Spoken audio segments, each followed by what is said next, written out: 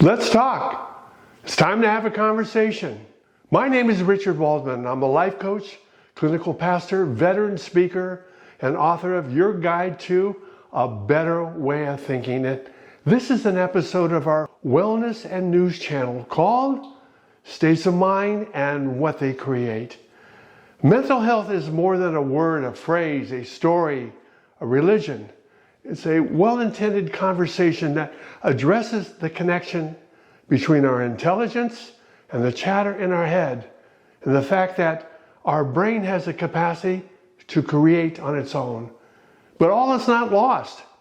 The combination of these three venues has enabled us to achieve a biological first, which has nothing to do with our intelligence, but everything to do with the fact that mankind is the only life form on the planet that destroys itself and who suffers under the weight of hundreds of phobias and mental disorders that is compounded by man's refusal to change how he thinks.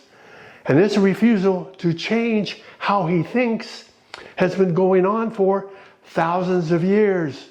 For example, Adam and Eve, metaphorically speaking, were kicked out of the Garden of Eden thousands of years ago for judging, blaming, hiding, and not being accountable. What's changed?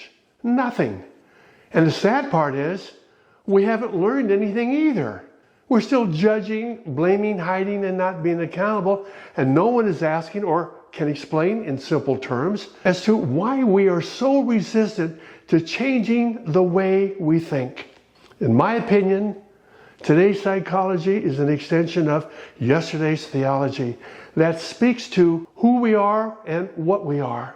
However, it's also my opinion that theology and psychology have failed us by not recognizing the overall problem that fuels our destruction, which is our own brain that has the capacity to create on its own. And no one is commenting on the fact that much of what our chaotic and nonsensical brain does create is out of sync with the rest of the universe. Which is why I say, if it weren't for our brains, we'd be well.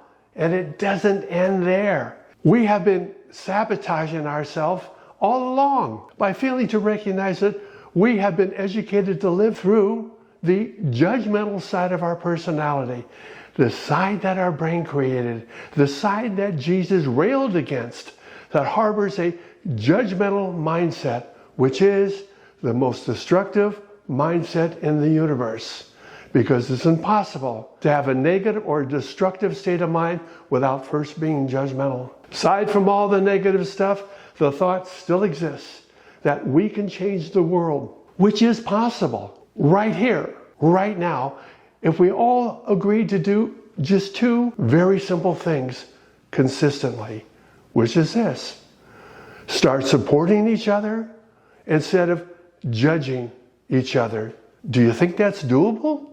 In closing, I love role models, and nature offers a number of them, and one of my favorite concerns the common ant that has been around for approximately 110 million years. For one reason, and one reason only: they work together. But we don't, and we all know that.